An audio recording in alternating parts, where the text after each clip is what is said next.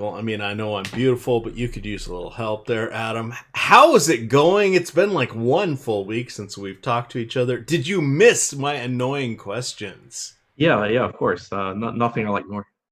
And I heard you on the show with Josh, wishing you could play me in head-to-heads, Adam. Come Yeah, on. yeah. You Don't know do it what to live you it down from you. I don't need to break out of it.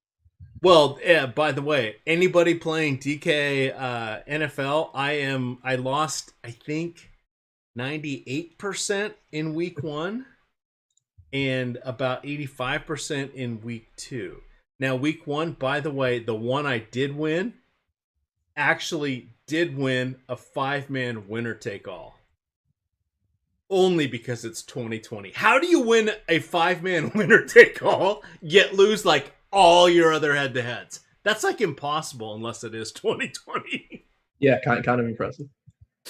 I'm impressive. Yeah, that's probably not the word I'm going to use, but hey, Adam said it was impressive. So there we are. We are live. NBA Live Before Lock is brought to you by No House Advantage. It is Awesemo. Awesemo is going to go gonzo on Sunday morning at 10 o'clock. 3 straight hours of nonstop content up until the NFL kickoff. We're going to have the Sunday night showdown content that is NFL Live Before Lock. I'm not going to be there. Adam's sad. Nobody else is. Or wait, nobody else is sad and Adam is? I forget how it works out. But you won't get me. You are in great hands, actually, with Greg Ehrenberg and Kyle Dvorak. And then you're going to be stuck with me for like 5 or 6 weeks in a row on Sunday and Monday. Randomly, I am have family stuff 2 weeks in a row. Adam, I thought we were under a pandemic warning here. What's going on? How am I having a social life? Who knew? Yeah, that's definitely more than I have. It's out there. It's out there. All right, I think we got most everybody coming in. We've got 300 plus people watching. Please do hit that like button. And again, we are brought to you by No House Advantage. Key thing on that, the house does not have an advantage because, wait for it, it is player props, but against other gamers.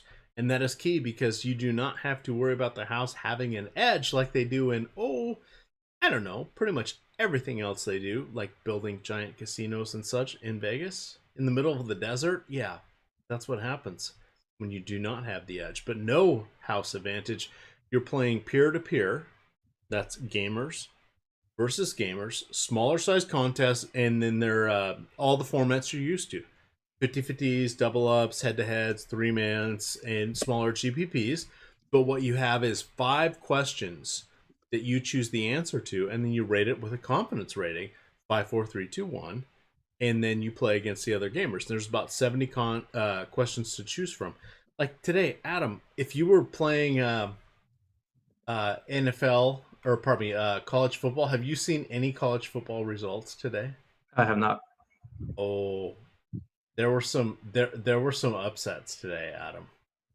Like egregious upsets here. I'm trying to why can't there we go. College pick'em, ESPN. I'm just gonna pick my confidence pool because I somehow had a 10 on Oklahoma beating Kansas State, and I think they were favored by, I don't know, like 17 points. They lost by 3. It was 99-1. Confidence rating on ESPN was 9.8. Oops. And then you've heard of LSU, right? They might be kind of good at the college football. They lost today by 10 to Mississippi State.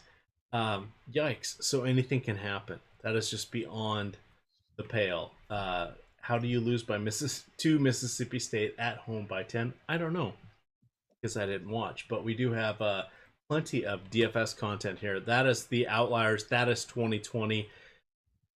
And let's focus now, Adam, on today's game.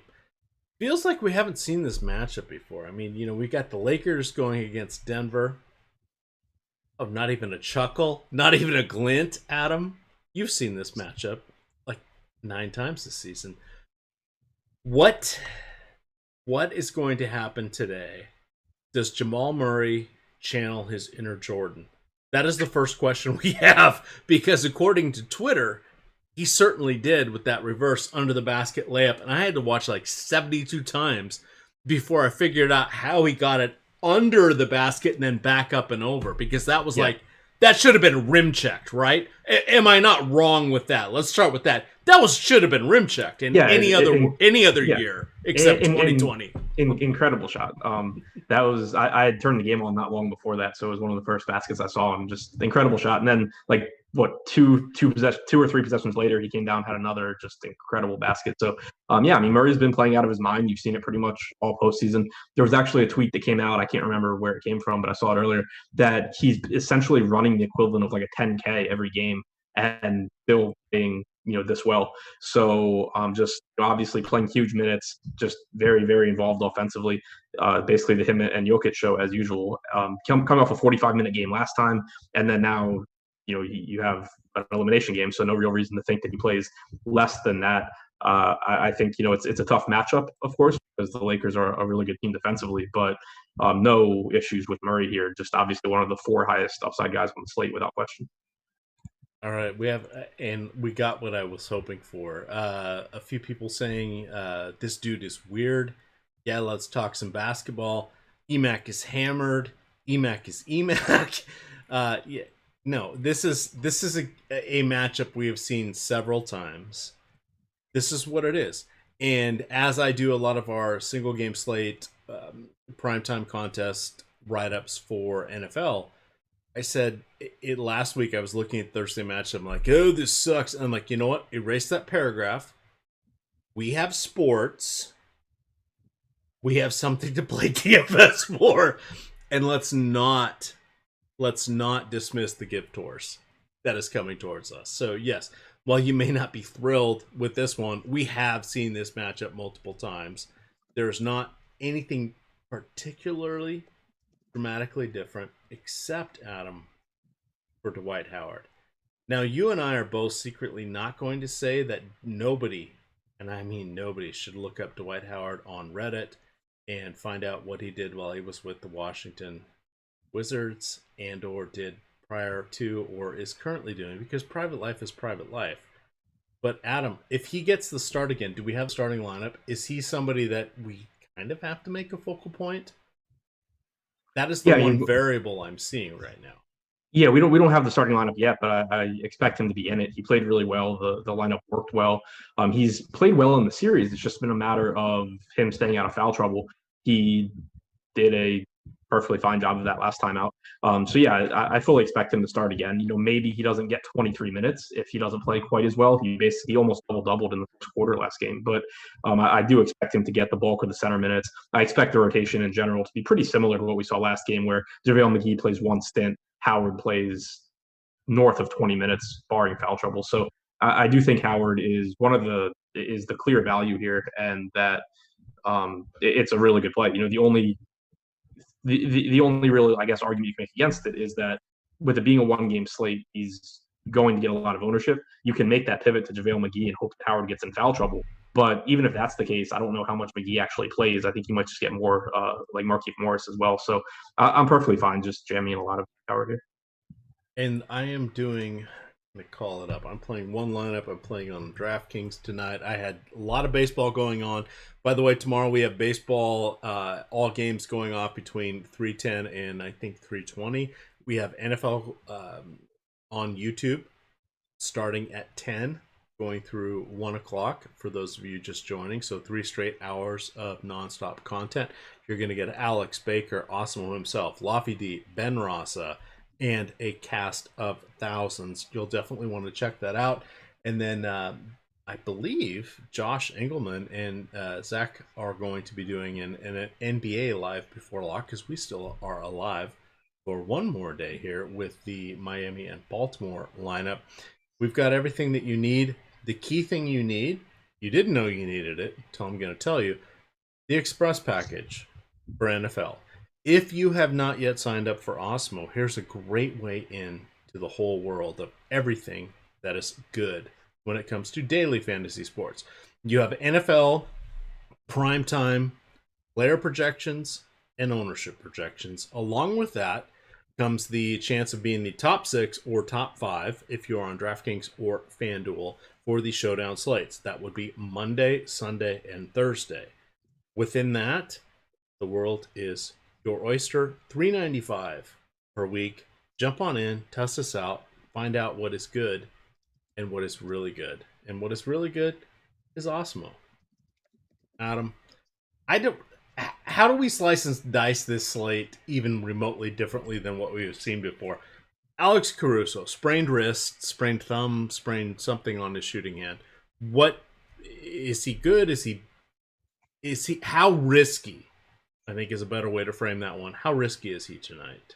Because we've started to count on him as a cheapie. Yeah, I mean, I'm not overly concerned about the injury as long as he plays. The production and the playing time, the bigger concern, played 20 minutes last game and just typically not a great fantasy producer. So at 3,600, it's a decent point per dollar option, but you have to keep in mind that the upside isn't really that high for him.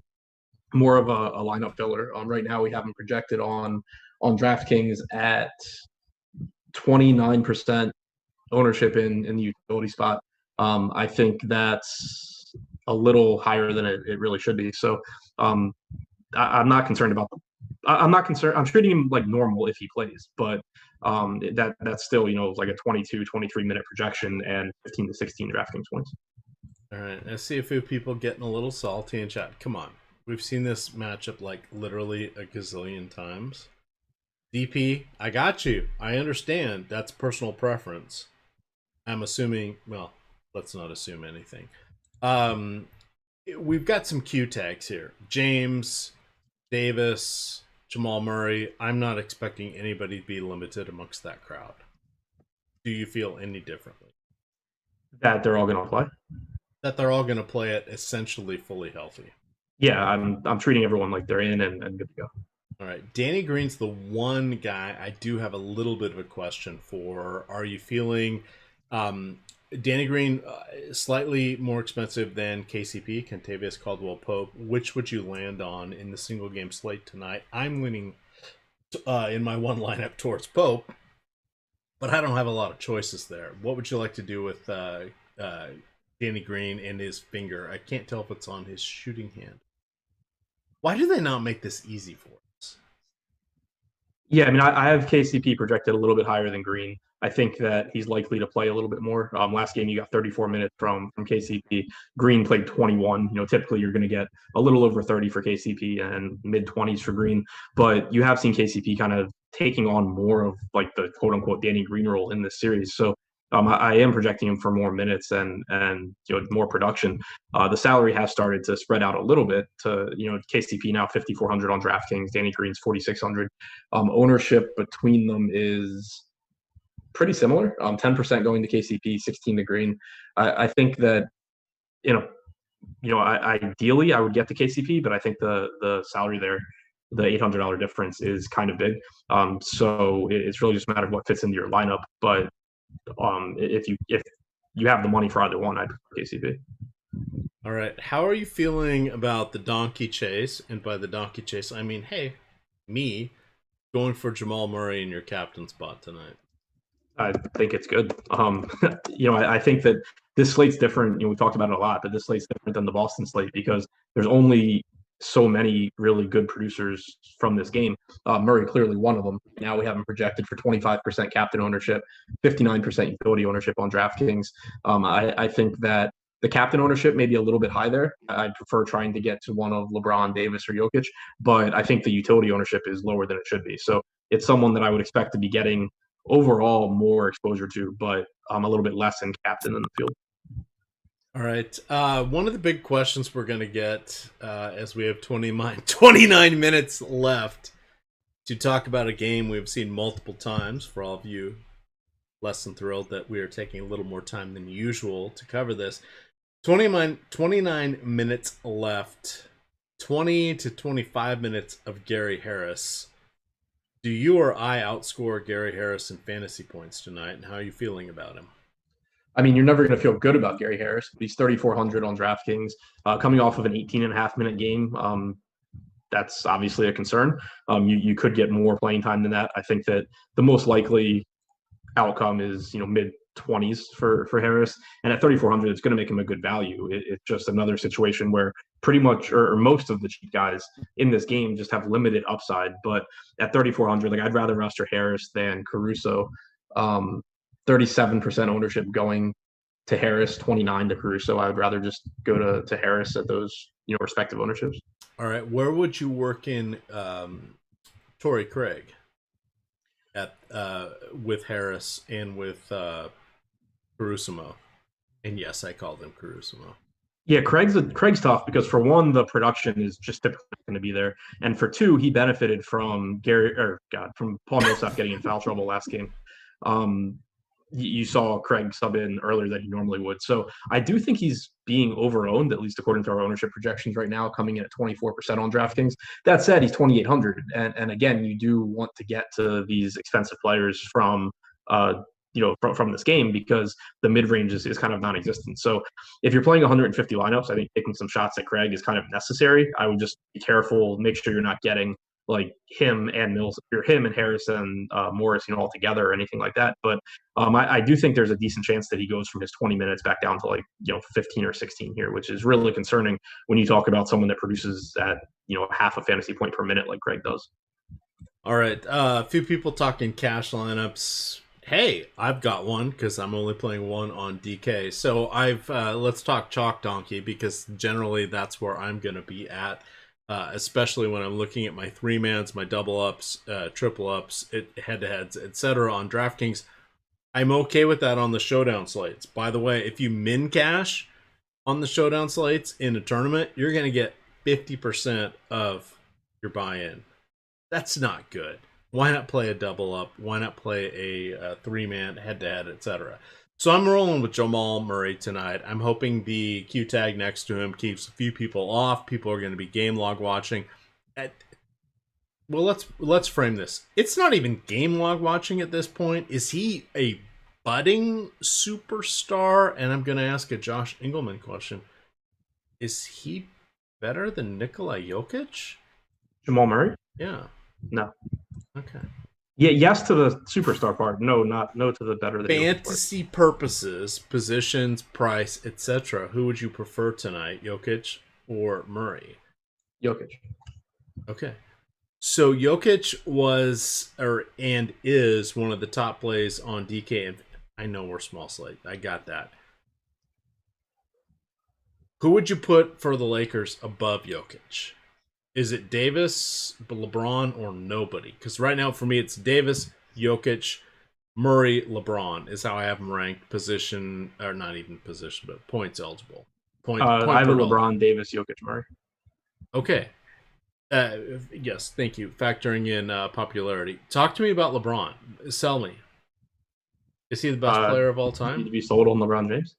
No, I mean he's not Michael Jordan, but yeah. Yeah, I mean, it's... I'm waiting for chat to go nuts on that. He's still not Michael Jordan. He's pretty good. There's nothing negative to say about him. Like, he's I guess the only negative when you're comparing him to these guys at the top is he probably plays a couple minutes less than Anthony Davis, but going to have the ball in his hands, going to rebound, get assists, and obviously score. Assuming the game's competitive, you're still looking at probably around 38 minutes from him. So there's nothing really negative to say about LeBron. It's just a matter of, can you find the salary for him? He's more expensive than the other stars in this game, but also the top projected player for me. All right. So for those of you scoring along at home, EMac's delusional. Well, come on. It's Jordan. He had to... They're both great. I don't want to split hairs. My DK lineup is Murray, James, Davis, Howard. Double check that I have Monte Morris, because you could go Markieff, but I prefer not to. And then Torrey Craig. There we go. That's it. That's mine. I don't like to give lineups out, but we've seen this matchup a gazillion times. This is where we're at. Again, I'm dabbling in a couple 3-mans, a couple triple ups, and a single entry tournament. So I like to have more of a player pool, because that allows my opposition to make more mistakes. It also allows me to get more right.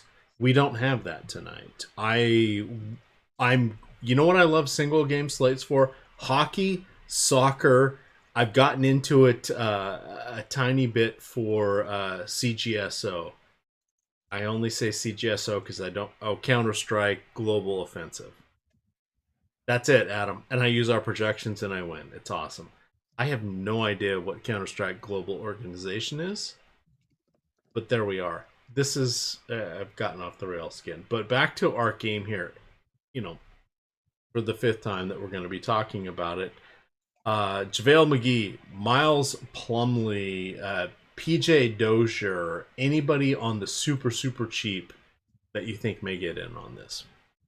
Not really. And with regard to Mason Plumlee, I am a little bit concerned about his playing time here. Obviously, he's one of the options that you could look to for value and just kind of hope that he picks up a couple of extra minutes. But one thing that was interesting that we saw in the last game was Jokic picked up his fifth foul with about 8 minutes left in the fourth quarter. Instead of bringing Plumlee in, Mike Malone went to Paul Millsap. So they ran a lineup that had Millsap, Grant, Morris, Porter, and Murray on the floor.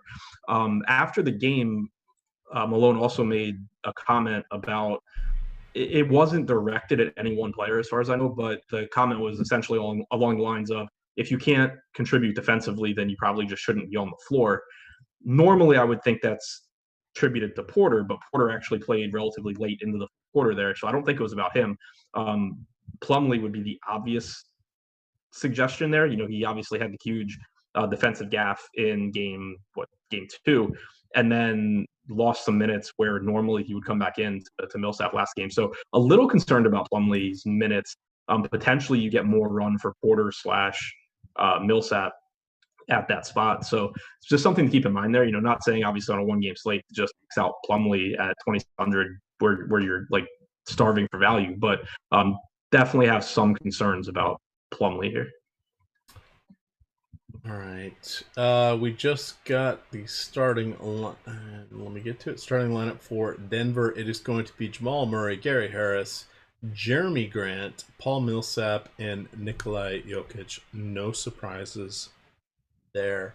If you would like a surprise, rumor has it that JaVale McGee just remembered that he spent parts of 4 seasons in Denver and he's feeling some revenge.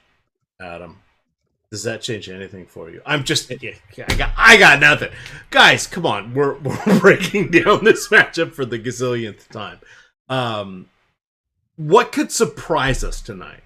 Let's try that tact, Adam, because we still have 21 minutes left before tip off. Yeah, I mean, I think that what I was saying with Plumlee is the most obvious spot that things could be a little bit different. If not saying I think it's the most likely case, but like let's say Plumlee doesn't play, that still opens up like 10 minutes, 10 to 12 minutes behind Jokic, where potentially Millsap plays more or Porter picks up some more run. If like they did last game, you go with all of Porter, Grant, and Millsap on the floor together. So that's a way that maybe you can get to like 24 minutes or 25 minutes for Porter instead of 20. Millsap maybe picks up a few extra minutes that way as well. Also, last game you saw Monte Morris played really, really well, particularly down the stretch, played almost the entire fourth quarter. He finished at 27 minutes. Harris finished at 18 and a half. I don't think I really want to play Harris and Morris together because of that, but there's certainly a path there again for Morris to get more run at the expense of a popular Gary Harris. So I think those are two guys you can kind of mix and match throughout your lineups. On the other side, as far as just unexpected things, not that it was unexpected last game, but with Dwight Howard starting, I think it does open up potentially more minutes for Markieff Morris. He played 17 and a half last game.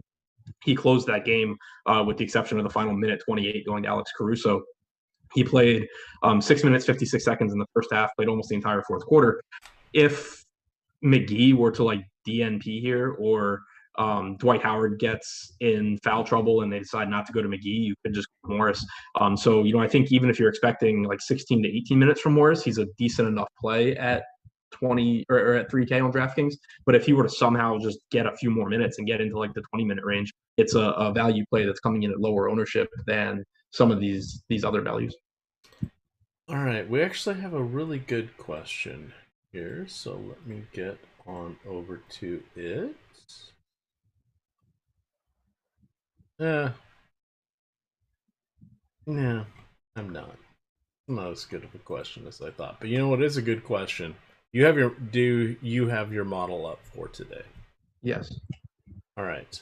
So utilizing the player props over here on Awesemo Odds Shopper, I'm going to drop that link into chat.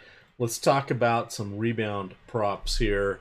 The first one, Nikola Jokic, actually is basically an even split at 9.5 on most books. However, if you're on BetMGM, you get plus 100. If you're on for the over, and you get minus 129 for the under. That is what is called odds shopping. You are better off if you feel strongly one way or the other, particularly if you're going for the over, to go with that one. Every other site is 110 or 112 negative on the over. Where do you have Nikola Jokic? For rebounds? Rebounds, 9.5 is the over under. Yeah, I have the over. I have 11.3. All right.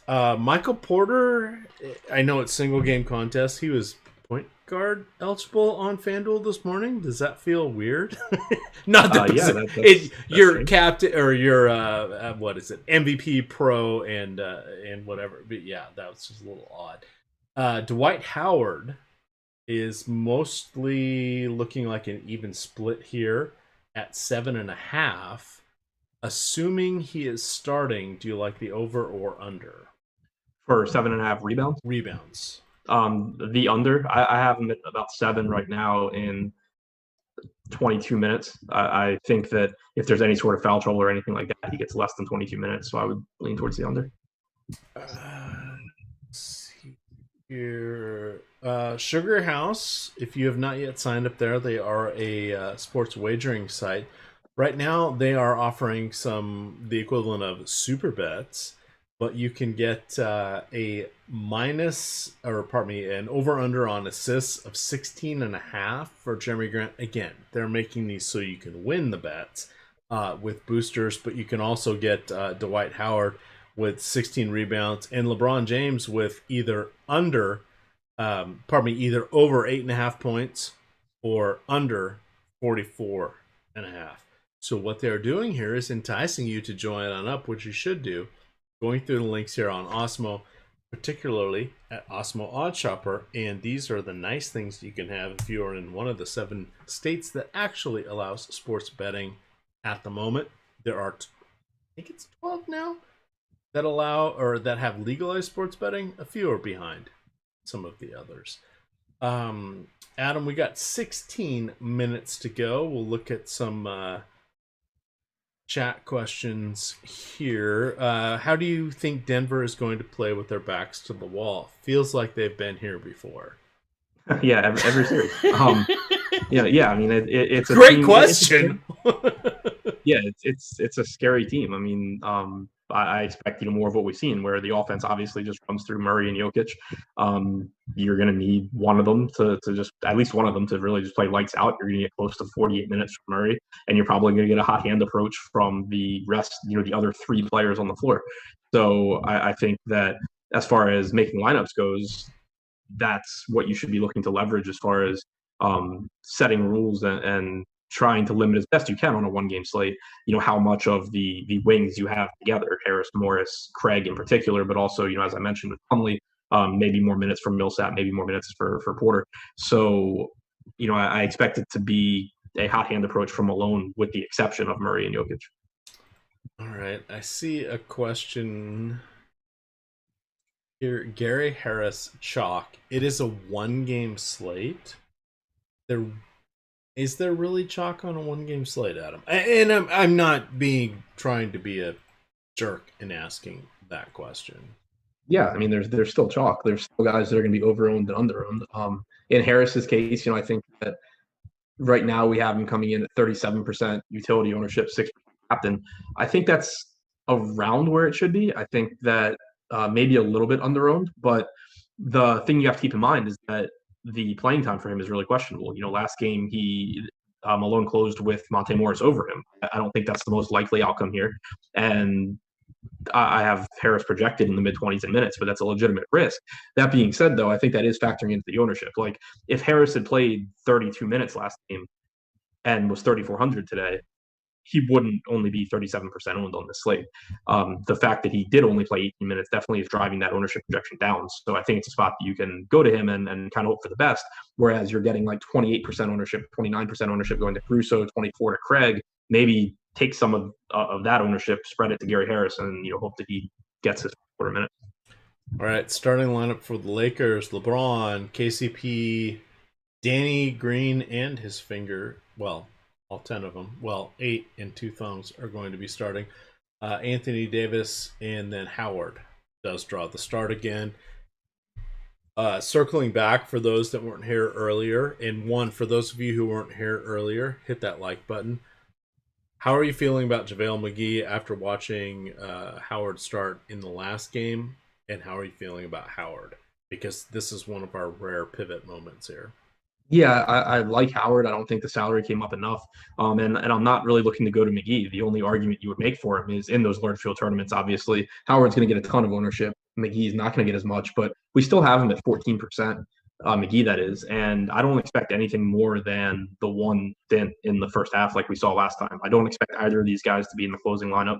I think that if Howard gets in foul trouble, you could see more from McGee, but you also could just see Markieff Morris play additional minutes and McGee still get his normal 5 to 7 minutes. So it would be one thing if McGee were projected for like 2 or 3% ownership or something like that, but I would rather be allocating that ownership to Howard, to Markieff Morris, to those guys, and then a little bit more expensive going to like Monte Morris and Gary Harris.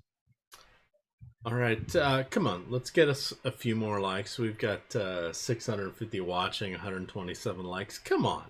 Adam doesn't work for free. We got to pay the bills, keep the lights on, and keep going here. Let's answer questions for the next few minutes. Are you set with your lineups? No, I'm not. I'm running one last crunch and then updating them. Are you playing 3-mans or multiple? Yeah, I'm playing 3-mans tonight. Okay. And you have placeholder lineups in, right? I do not. Okay. I like to live dangerously. So we're with Austin Powers, also known as Adam Scherer. Adam Ship My Money Scherer here. Come on, give us some likes here. Adam is running down to the wire. We do have 11 minutes, but there's always the opportunity for craziness to happen. I don't know. Nothing ever crazy happens except for 2020. And then literally everything crazy happens. Let's see here. How do you feel about Howard or Monte Morris on FanDuel? 3 points for blocks and steal. Yeah. Howard at 8K. Morris is also at 8K. Both 8K, sorry. Yeah. I have Howard projected ahead of Morris. Morris is, I think, median projection is lower because the median projection is going to be that Harris plays in the fourth quarter and Morris doesn't play the entire quarter. So if ownership is close to equal, I would lean toward Howard. If it starts, I would say if it starts to get like 1.5, 2 to 1 to Howard, then you start to play Morris. But I wouldn't want Harris in those lineups. All right. Markieff Morris or Torrey Craig? I've gone with Torrey Craig. I like Keefe. Just because I think he the was minute a wizard, I know, I got it. Yeah, I think the minute projection is similar, but I just think you have more upside from Keefe. Craig is basically when he's out there just to play defense and do basically nothing else. I'm not convinced that he plays 20 minutes again. He did benefit, like I said, from Millsap being in foul trouble at the beginning of the first and third quarters. Craig subbed in earlier than normal. And also just, if you're going to get 20 minutes from Craig and like 16 or 17 minutes from Morris, I think that Morris outscores him enough and ownership is similar enough where I prefer Morris. All right. I don't think we did this one. Caruso or Morris? Caruso for me. Oh, pardon me. Markieff. Caruso or Markieff? I would still lean toward Markieff. I think that's closer for me than the Craig one. Because Caruso at least does have that path. Like if he's playing well, he could potentially get around 24 minutes. And obviously if he's playing well, then he's getting fantasy points too. So I think that one's a lot closer. But right now, Keefe is a little bit lower owned. We did have Keefe play almost the whole fourth quarter last time out. So I think it's really close. I don't have a problem with either one, but I think that with keeping a little bit lower owned, I'd rather go there. All right. I feel Adam's slowing down a little bit. We got 165 likes. We have 650 people watching. Come on. Let's get that up a little bit, because otherwise you're going to have to hear me talk. Reminder, if you have not yet signed up for our sponsor, No House Advantage, if you utilize the promo code Awesemo, that's one word, Awesemo, I hope you know how to spell it by now, but if they will match up to your first $20 with your initial deposit. Check it out. It is peer-to-peer, meaning gamer versus gamer player props. There's about 60 or 70 questions in each of their contests. Basketball, PGA, football, etc.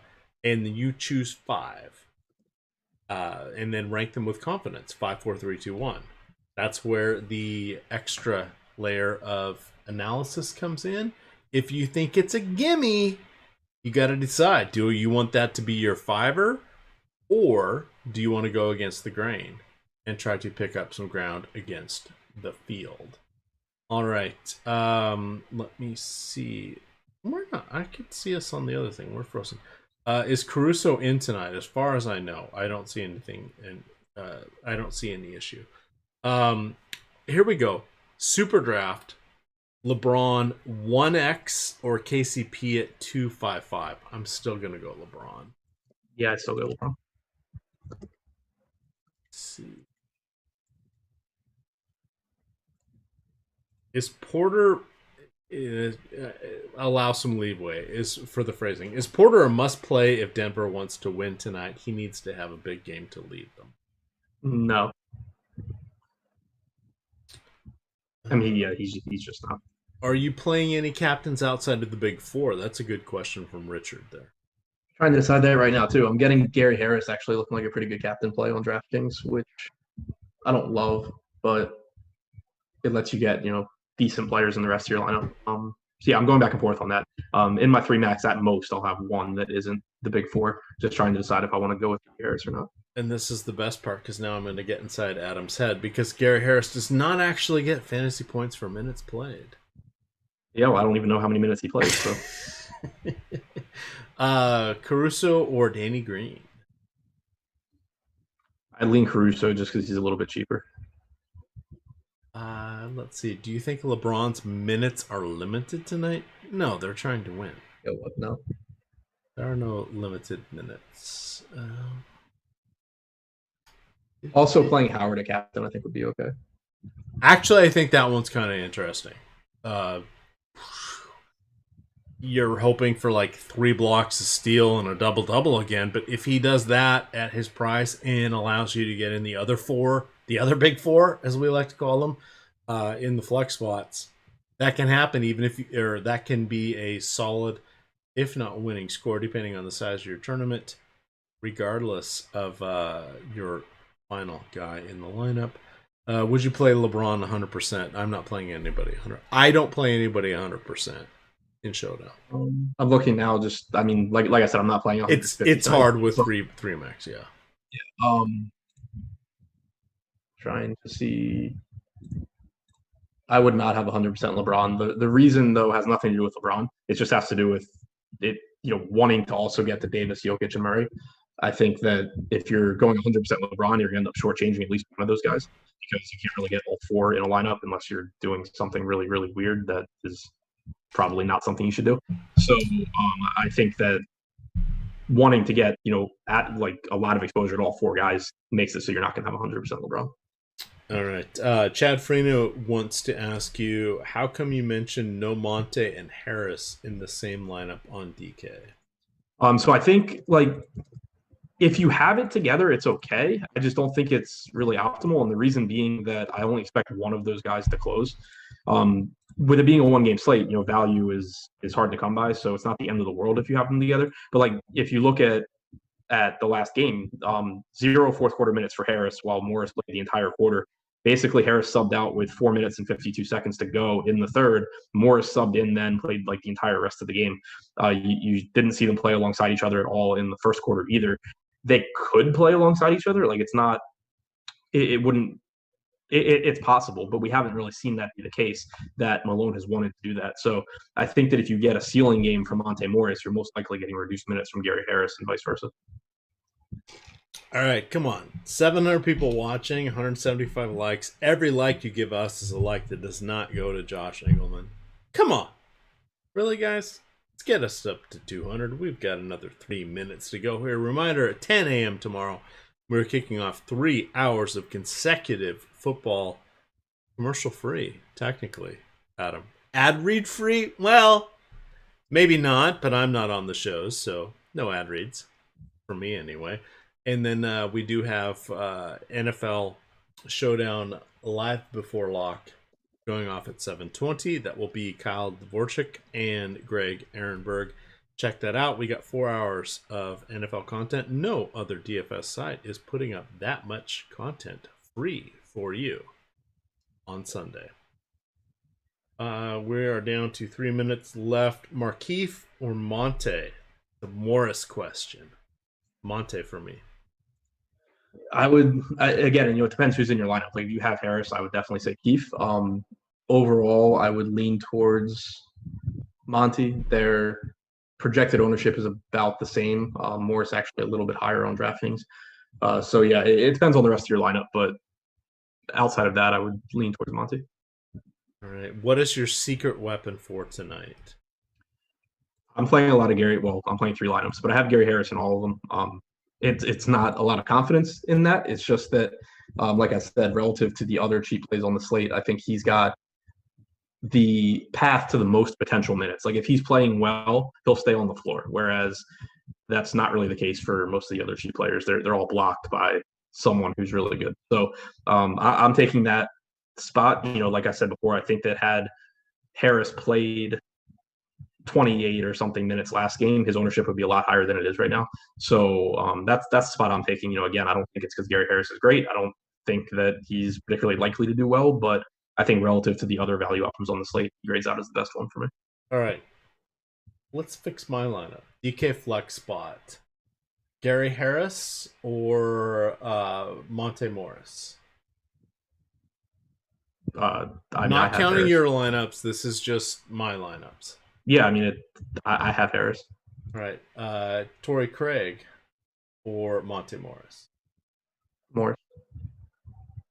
You said Morris, right? Yes. All right, there we go.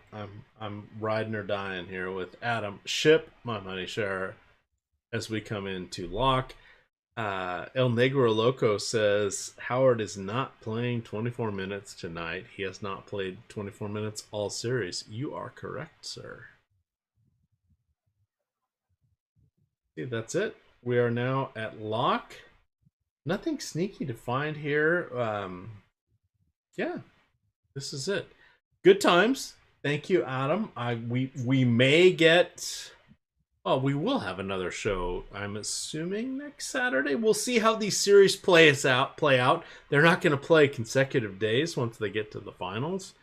And I have not mathed everything out, Adam. But how are you feeling about this? Are you still excited that we have NBA? And your best guess, as we get ready to sign off, when NBA resumes? We know they're waiting, ideally, for, I don't know, a miracle cure. Some would call that a vaccine for the upcoming season. But do you think we get basketball in December, January, or February? Late January is my guess. Okay. Do we get an 82-game season or an adjusted season? I think they want to play a full season, but I don't know. Going forward, do you think they shift the schedule and still roll with an 82-game season, and which I think they will? And if yes, when do you think the new season start time would be optimal for in the NBA's eyes? Not something I've given a single second of thought to. All right. These are Josh Engelman questions. Josh Engelman not on this show, but he's going to have you live before lock for the hour before NFL from noon until 1 tomorrow on this very channel. Kicking off at 10 a.m., we do have Alex Awesemo Baker. I almost said Alex Caruso. And I could have, because they are one and the same. But you do get Alex Awesemo Baker, Ben Jazzraz Raza, and Dave Lofty Lochran. Why he's called Lofty when his last name is Lochran, I don't know. Tune in to find out.